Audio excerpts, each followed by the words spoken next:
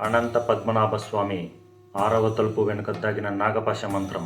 మన మైరియాల్ society mega సిరీస్లోని part 3కి స్వాగతం. పార్ట్ 2లో 5 గదుల్లో బయటపడ్డ 1,20,000 కోట్ల సంపద చూసి ఆఫీసర్స్ మైండ్ ఎలా బ్లాక్ అయ్యిందో చూసాం కదా. కానీ ఎప్పుడైతే ఆ సుప్రీంకోర్టు కమిటీ మెంబర్స్ 6వ గది అంటే వ్యాలెట్ బి తలుపు ముందుకు వచ్చారో అక్కడ సైన్స్కి కూడా అర్థం కాని ఒక భయంకరమైన వాతావరణం స్టార్ట్ అయ్యింది. ఈ తలుపుకి ఎలాంటి తాళాలు లేవు, కనీసం ఒక చిన్న నట్టు బోల్టు కూడా లేదు. కేవలం 2 పెద్ద నాగుపాముల గుర్తులు మాత్రమే ఆ తలుపు మీద చెక్కి ఉన్నాయి.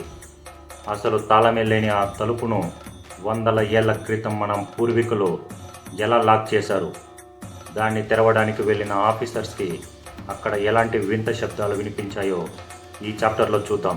మ్యాటర్ ఏంటంటే, అక్కడి స్థానిక జ్యోతిష్యులు తాళపత్ర గ్రంథాల ప్రకారం ఈ వ్యాలెట్ బి తలుపును 16వ శతాబ్దంలో జీవించిన గొప్ప సిద్ధ పురుషులు నాగపాశ మంత్రం లేదా నాగబంధం అనే అత్యంత శక్తివంతమైన మంత్రాల ద్వారా లాక్ చేశారు. అంటే ఇది మామూలు తాళాలతో తెరిచే తలుపు కాదు, మంత్రశక్తితో ప్రకృతి శక్తులను బంధించి వేసిన డిజిటల్ లాక్ లాంటిది.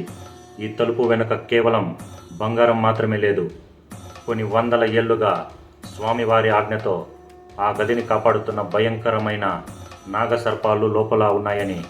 ఒకవేళ ఆధునిక టెక్నాలజీతో ఆ తలుపులను బలవంతంగా బ్రేక్ చేయడానికి ట్రై చేస్తే ఆ చుట్టుపక్కల ప్రాంతాలే కాదు, దేశం మొత్తం ఏదో ఒక మహా విపత్తు వచ్చి సర్వనాశనం అయిపోతుందని నమ్ముతారు. సాధారణంగా ఇలాంటి మంత్రాలు శాపాలను మన ఆధునిక సైన్స్ నమ్మదు కదా.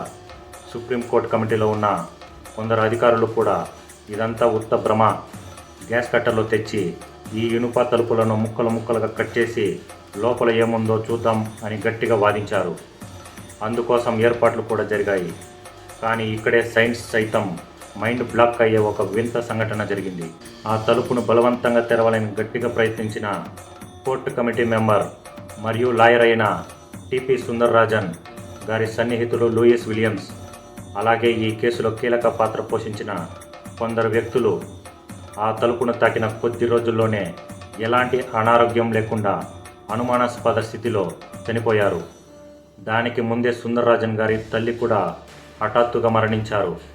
ఈ వరుస మరణాలు చూసి ఆ కమిటీలోని సైంటిస్టులు, అధికారులు ఒక్కసారిగా వణికిపోయారు.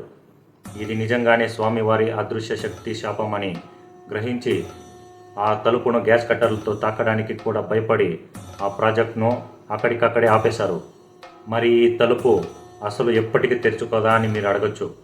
శాస్త్రాల ప్రకారం దీనికి ఒకే ఒక తాళం ఉంది.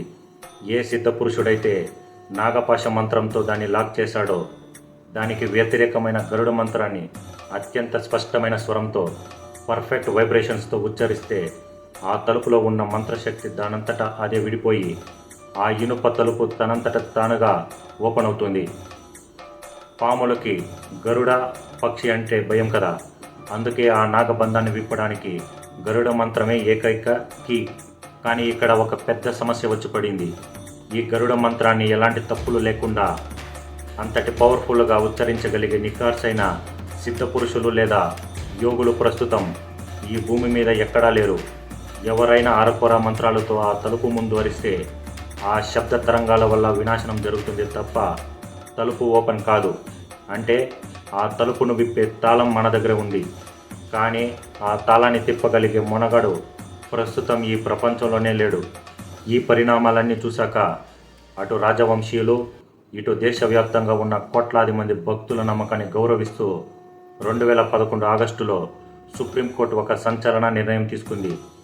ప్రజల సెంటిమెంట్, ఆలయ సంప్రదాయాలు, భద్రతా కారణాల దృష్ట్యా 6వ గది అయిన వ్యాలెట్ బిని తెరవాల్సిన అవసరం లేదు, దాన్ని అలాగే వదిలేయండి అని సుప్రీంకోర్టు స్టే ఆర్డర్ ఇచ్చింది. సైన్స్ అంటే భక్తుల నమ్మకాన్ని న్యాయస్థానం పీఠం వేసింది. మరి 3 పార్టులుగా సాగిన ఈ అనంత పద్మనాభ స్వామి ఆలయ మహామిస్టరీ సిరీస్పై మీ ఫైనల్ అభిప్రాయం ఏంటి? ఆ తలుపును అలాగే వదిలేయడం కరెక్టేనా? కింద కామెంట్ చేయండి. ఇలాంటి మన సొసైటీకి సంబంధించిన పచ్చి నిజాలను నిర్భయంగా చెప్పే మన మైరియాల్ సొసైటీని ఇప్పుడే సబ్స్క్రైబ్ చేసుకోండి. జై హింద్.